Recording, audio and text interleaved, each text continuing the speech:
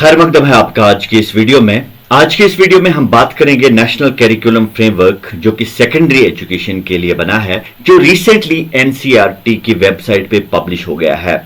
National curriculum framework में कौन सी changes जो हैं रेकमेंड की गई हैं, हमारे एजुकेशनल सिस्टम में क्या क्या चेंजेस जो है आने वाली हैं, ये सब आज की इस वीडियो में आप जानेंगे। नेशनल करिकुलम फ्रेमवर्क 600 पेजेस का डॉक्यूमेंट है। सारे नेशनल करिकुलम फ्रेमवर्क को इस वीडियो में डिस्कस करना पॉसिबल नहीं है, लेकिन आज हम इस वीडियो में डिस्कस करेंगे दो चीजें कि 9th और 10th में बच्चे सब्जेक्ट्स चूज कैसे करेंगे और 9th और 10th में एग्जामिनेशंस कैसे लिए जाएंगे। इसके अलावा 11th 12th में स्ट्रीम सिस्टम खत्म किया गया है, अब बच्चे सब्जेक्ट्स कैसे चूज करेंगे। इसके अलावा दोनों फेजेस में यानी 9th 10th और 11th 12th में एग्जामिनेशन कैसे लिए जाएंगे, ये भी इस वीडियो में हम डिस्कस करेंगे। क्या 10th का बोर्ड एग्जाम खत्म किया गया है, ये भी जानिए आज की इस वीडियो में। तो बने रहिए वीडियो के आखिर तक हमारे साथ।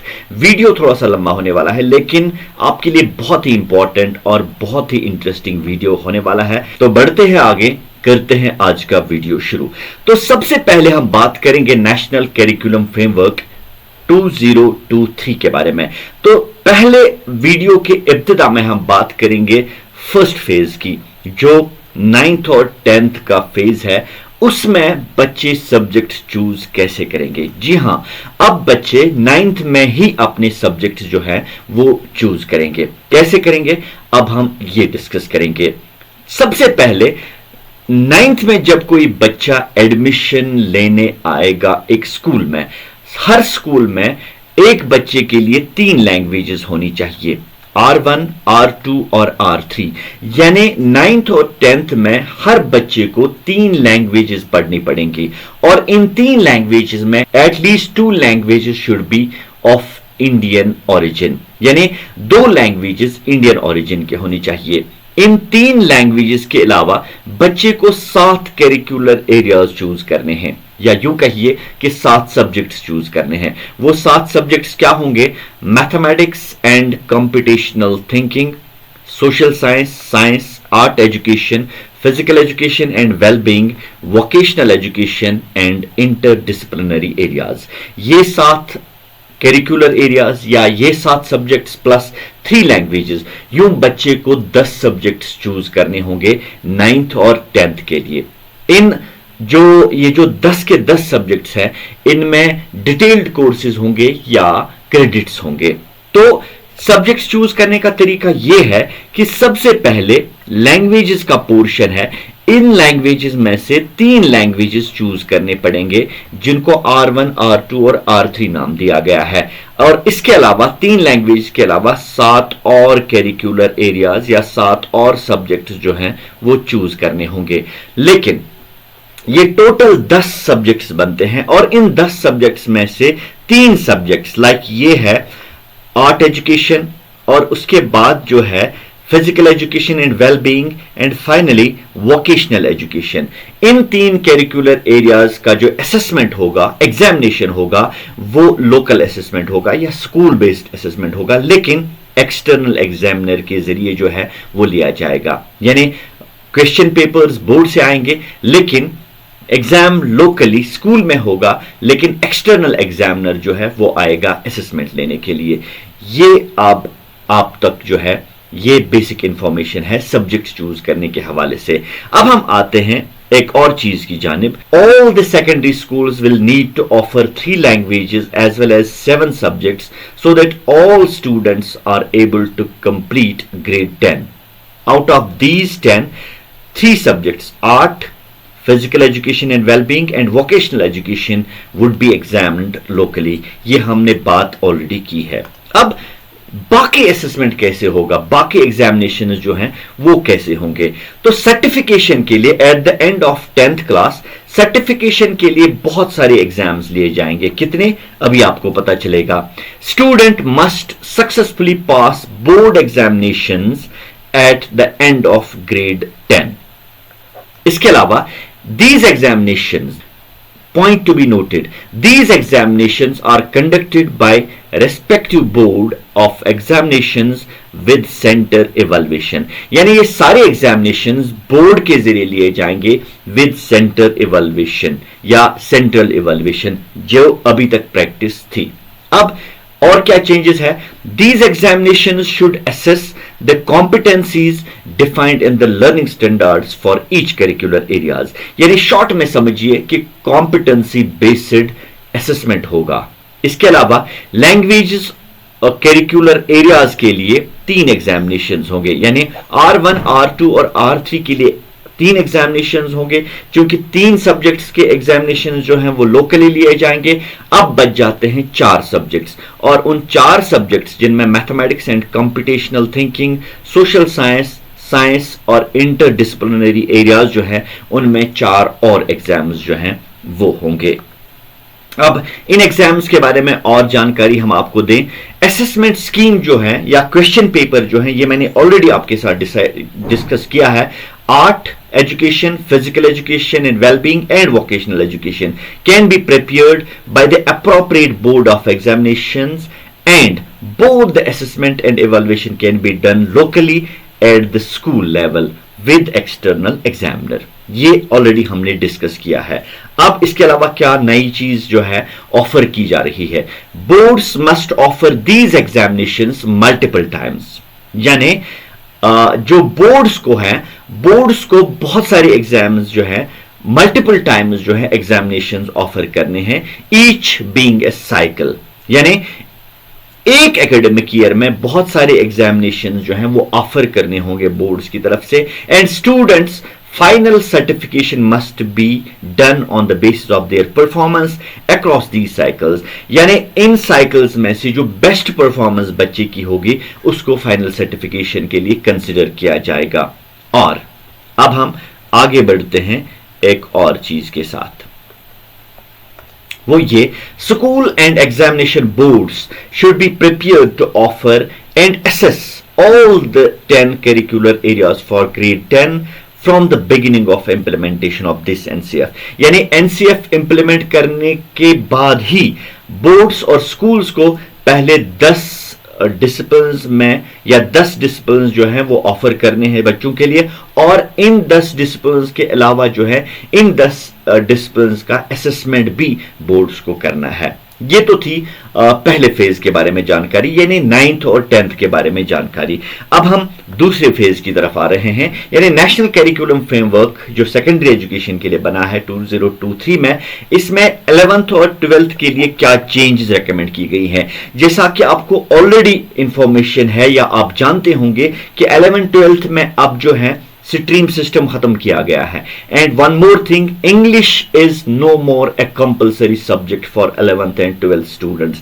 फिर क्या तरीका होगा सब्जेक्ट्स चूज करने का, तो आइए जानते हैं. पहले मैं बता दूं 4 ईयर जो है 4 ईयर जो 9th 10th और 11th 12th जो है इसके 2 फेजेस किए गए हैं. 9th 10th के लिए एक फेज और 11th 12th के लिए जो है वो दूसरा फेज. इस दूसरे फेज में हम बात करेंगे पहले सब्जेक्ट चूज करने की. तो जितनी भी अवेलेबल सब्जेक्ट्स हैं 11th और 12th स्टैंडर्ड पे, उन सब्जेक्ट्स को 4 ग्रुप्स में तकसीम किया गया है. पहला ग्रुप जो है वो है लैंग्वेजेस का, ग्रुप 1 जिसे हम कहेंगे, और ग्रुप 2, फिर ग्रुप 3 और ग्रुप 4. ग्रुप 1 में जो लैंग्वेज रखी गई है उनमें लैंग्वेजेस नेटिव टू इंडिया, यानी इंडियन नेचर की लैंग्वेजेस या इंडियन ओरिजिन की लैंग्वेजेस. इसके अलावा other languages, modern Indian languages, classical languages और फॉरेन लैंग्वेजेस, ये सारी लैंग्वेजेस जो हैं ये ग्रुप 1 में रखी गई हैं. अब ग्रुप 2 में कौन से सब्जेक्ट्स रखे गए हैं? पहले आर्ट एजुकेशन, इसके बाद फिजिकल एजुकेशन एंड वेलबींग, इसके बाद जो है वोकेशनल एजुकेशन, एंड ये 3 किस्म के सब्जेक्ट्स जो हैं ये ग्रुप 2 में रखे गए हैं. अब ग्रुप 3 की बात करते हैं. ग्रुप 3 में पहले सोशल साइंस, इंटरडिसिप्लिनरी एरियाज, ये 2 कैटेगरी के सब्जेक्ट्स जो हैं वो रखे गए हैं. सोशल साइंस में आप जानते हैं history, geography, political science, psychology, philosophy या हेल्थ, इकोनॉमिक्स, सारे जो सब्जेक्ट्स हैं ये सोशल साइंस कैटेगरी में आते हैं. इसके बाद इंटरडिसिप्लिनरी एरियाज में क्या क्या आता है? Business studies, accounting, sustainability and climate change, journalism, Indian knowledge system या लीगल स्टडीज, ये हैं इंटरडिसिप्लिनरी एरियाज। इसके अलावा ग्रुप 4 में जो सब्जेक्ट्स आते हैं वो है मैथमेटिक्स एंड कंप्यूटेशनल थिंकिंग। इस कैटेगरी में जो सब्जेक्ट्स आते हैं वो है mathematics, computer science, business mathematics, advanced mathematics, probability and statistics. इसके बाद इसी ग्रुप में यानी ग्रुप 4 में जो सब्जेक्ट्स आते हैं वो है physics, chemistry, biology, earth science, astronomy, modern physics और बायोलॉजी। यूं ये सब्जेक्ट्स जो हैं सारे सब्जेक्ट्स 4 ग्रुप्स में तकसीम किए गए हैं। अब सवाल पैदा होता है कि बच्चा कहां से सब्जेक्ट्स चूज करेगा। अब हम इस पे आते हैं। तो सबसे पहले एक बच्चे को जो 11th में एडमिशन लेगा, 2 सालों के लिए एक बच्चे को 2 लैंग्वेजेस जो हैं वो चूज करनी जरूरी है। और इन 2 लैंग्वेजेस में एक लैंग्वेज इंडियन ओरिजिन की होनी बहुत ही जरूरी है। यानी इंग्लिश अब जरूरी नहीं है 11th और 12th के लिए। अब क्या जरूरी है? अब बच्चे को 2 लैंग्वेजेस चूज करनी है नेसेसरली। वो कौन सी 2 लैंग्वेजेस होंगी? ये बहुत सारी लैंग्वेजेस की लिस्ट है, उनमें से चूज करनी होंगी, लेकिन 2 लैंग्वेजेस में से एक लैंग्वेज इंडियन नेटिव या इंडियन ओरिजिन्स की होनी बहुत ही जरूरी है। अब जब एक बच्चा 2 लैंग्वेजेस चूज करेगा, इसके बाद जो है 2 लैंग्वेजेस के अलावा 4 और सब्जेक्ट्स एक बच्चे को चूज करने होंगे। वो कहां से करेगा? वो करेगा ग्रुप 2, ग्रुप 3 और ग्रुप 4 से। ऐसा भी नहीं है कि एक बच्चा एक ही ग्रुप से सारे सब्जेक्ट्स या सारे चारों के चारों सब्जेक्ट्स चूज करेगा। नहीं, कम से कम 2 ग्रुप्स में से 4 सब्जेक्ट्स चूज करने हैं। 3 ग्रुप्स भी वो इन्वॉल्व कर सकता है, लेकिन कम से कम 2 ग्रुप्स इन्वॉल्व करने बहुत ही जरूरी है। यानी एक बच्चा पहले 2 लैंग्वेजेस चूज करेगा ग्रुप 1 में से, इसके बाद 4 और सब्जेक्ट्स चूज करेगा 2 ग्रुप्स में से, या ग्रुप 2 या ग्रुप 3 या ग्रुप 4 से। कैसे चूज करेगा अभी हम आगे चलकर डिस्कस करेंगे। अगर एक बच्चा मान लीजिए लैंग्वेज 2 चूज करता है, इसके बाद जो है ग्रुप 3 में या ग्रुप 4 में या ग्रुप 5 में जो है ग्रुप 4 तक ही है, ग्रुप 4 में से वो जो है 4 और सब्जेक्ट्स चूज करेगा। मैं कुछ एग्जाम्पल्स में आपके लिए बना के ले आया हूं या आपके लिए ले आया हूं, वहां से आपको क्लियर पता चलेगा कि स्ट्रीम जो है वो हम कैसे चूज कर सकते हैं। ये है स्ट्रीम। पहले हम बात करेंगे कॉमर्स कॉम्बिनेशन की। कॉमर्स में अगर एक बच्चा 2 लैंग्वेजेस चूज करता है, पहले हिंदी और इंग्लिश, एक है इंडियन नेचर की या इंडियन ओरिजिन की, दूसरी है फॉरेन लैंग्वेज। तो 2 लैंग्वेजेस चूज किए, अब 4 और सब्जेक्ट्स चूज करने हैं। कैसे करेगा? Business studies, accounting, economics from group 3 and business mathematics from group 4। यूं 3 ग्रुप्स जो हैं इन्वॉल्व हो गए हैं और सब्जेक्ट्स की जो कॉम्बिनेशन है वो भी पूरी हो गई है। अगर ऐसे 2 लैंग्वेजेस बच्चा चूज नहीं करता है, एक और कॉम्बिनेशन बन सकती है या एक और कॉम्बिनेशन बन सकती है। अगर एक बच्चा बंगाली लेता है या इंग्लिश लेता है, in case of J&K, a student can take Urdu and English या कश्मीरी एंड इंग्लिश या डोगरी एंड इंग्लिश, ठीक है, एज पर कन्वीनियंस। एक बच्चा अगर बंगाली और इंग्लिश लेता है, उसके बाद जो है ये ग्रुप 1 में से चूज की गई लैंग्वेजेस हैं, तो इसके बाद जो है business studies, accounting from group 3, business mathematics from group 4, fine arts from group 2। ये हो गई कॉमर्स स्ट्रीम की कॉम्बिनेशन। अब हम आते हैं साइंस स्ट्रीम की कॉम्बिनेशन पे, ठीक है।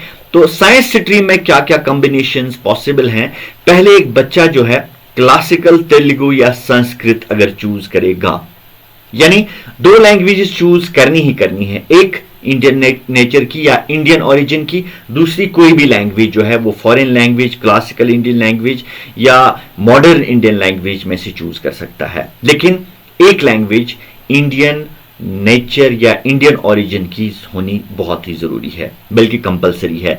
अगर 2 लैंग्वेजेस चूज करता है एक बच्चा, उसके बाद जो है mathematics, physics, chemistry from group 4 और sustainability and climate change from group 3।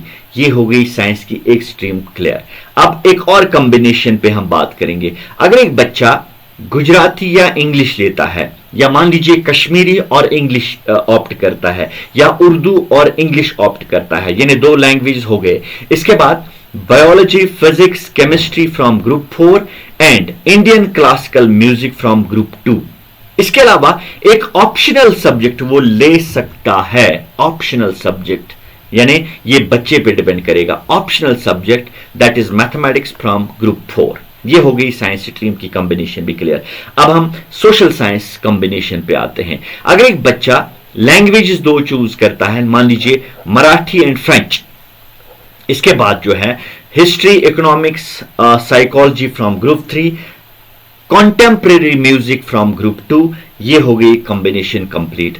एक और कॉम्बिनेशन पॉसिबल है, आसामीज और संस्कृत 2 लैंग्वेजेस। इसके बाद geography, political science from group 3, Indian classical music from group 2 and optional mathematics from group 4।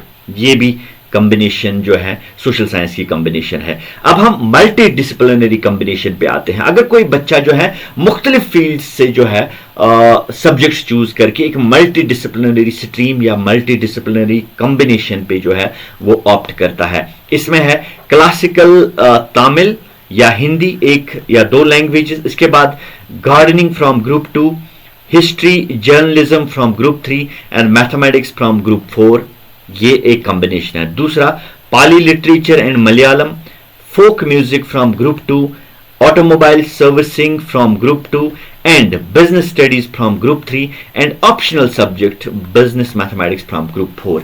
ये है पॉसिबल कॉम्बिनेशंस जो एक बच्चा जब 11th में एडमिशन करेगा तो ये पॉसिबल कॉम्बिनेशंस हो सकती है जिनके लिए वो ऑप्ट कर सकता है।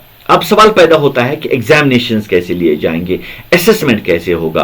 तो अब हम असेसमेंट की बात करेंगे, जो 11th और 12th में जो एग्जामिनेशंस होंगे इस पे बात करेंगे। To complete the certification at the end of 12th class, a student should pass the following board examinations. 2 examinations in languages, यानी जो 2 लैंग्वेजेस एक बच्चे ने ऑप्ट की हैं उनके 2 एग्जामिनेशंस, और जो बाकी 4 सब्जेक्ट्स रह गए हैं उनके 4 एग्जामिनेशंस, यूं 6 एग्जामिनेशंस जो हैं एक बच्चे को जो है पास करने हैं फाइनल सर्टिफिकेशन के लिए eight the end of 12th class. लेकिन ये एग्जामिनेशन क्या साल में एक ही बार लिए जाएंगे? नहीं, बिल्कुल भी नहीं। मैं इसके बारे में भी और बात करूंगा, लेकिन पहले ग्रुप 2 में arts education, physical education and wellbeing and इसके अलावा वोकेशनल एजुकेशन, इनके लिए जो एग्जामिनेशंस हैं वो स्कूल बेस्ड असेसमेंट होंगे या स्कूल बेस्ड एग्जामिनेशंस होंगे विद एक्सटर्नल एग्जामिनर। ठीक है, अब हम आगे बढ़ते हैं। The mode of conducting examinations should be liberalized in due course from rigid annual examinations, यानी modular examinations can be offered by boards as opposed to a single examination at the end of the year। यानी अभी तक जो साल के आखिर पर जो year end examination लिया जाएगा उसको खत्म किया गया है। साथ ही साथ जो है अब बोर्ड को बहुत सारे एग्जामिनेशन या साइकिल ऑफ एग्जामिनेशन जो हैं वो ऑफर करने होंगे बच्चे के लिए। These can be offered at different times of the year in due course. Board examinations should develop competencies या capacities to offer on demand examinations, या बोर्ड को on demand examinations के लिए भी प्रिपेयर करना होगा। अब फाइनल सर्टिफिकेशन जो है वो cumulative results of each examination पे डिपेंड करेगा, यानी बहुत सारे एग्जामिनेशन जो लिए जाएंगे उनमें बच्चे की जो कम्युलेटिव परफॉर्मेंस होगी उस पे जो है फाइनल सर्टिफिकेशन जो है वो डिसाइड की जाएंगी। और असेसमेंट स्कीम जो मैंने पहले ही बताया, फिजिकल एजुकेशन या आर्ट एजुकेशन या वोकेशनल एजुकेशन के लिए जो है वो असेसमेंट जो है वो लोकली जो है लिया जाएगा। अब schools and examination boards should be prepared to offer a minimum of 2 languages for grade 12 from the beginning of implementation of this NCF। यानी NCF implement करते ही हर बोर्ड को या हर हायर सेकेंडरी स्कूल को कम से कम 2 लैंग्वेजेस जो हैं वो ऑफर करनी होंगी हर स्टूडेंट के लिए। इसके बाद जो डिफरेंट स्ट्रीम्स हैं उसके लिए जो टाइम लाइन जो है वो दिया गया है वो in due course of time जो है वो स्कूल्स ऑफर कर सकते हैं। कॉम्प्लेक्स सिस्टम के दौरान जो है वो ऑफर किए जा सकते हैं, लेकिन फिलहाल 2 लैंग्वेजेस कम से कम ऑफर करनी बहुत ही जरूरी है। तो आज की इस वीडियो में हमने देखा कि नेशनल कैरिकुलम फ्रेमवर्क 2023 के मुताबिक 9th-10th में कैसे सब्जेक्ट्स चूज किए जाएंगे या असेसमेंट कैसे लिया जाएगा, और 11th-12th में जो स्ट्रीम सिस्टम खत्म किया गया है उसमें अब बच्चे सब्जेक्ट्स चूज कैसे करेंगे और एग्जामिनेशंस कैसे लिए जाएंगे, इस पे आपने जो है डिटेल डिस्कशन सुना। Hope you enjoyed the video. अगले वीडियो में एक और मौजू पे बात करेंगे, तब तक के लिए good bye and take care.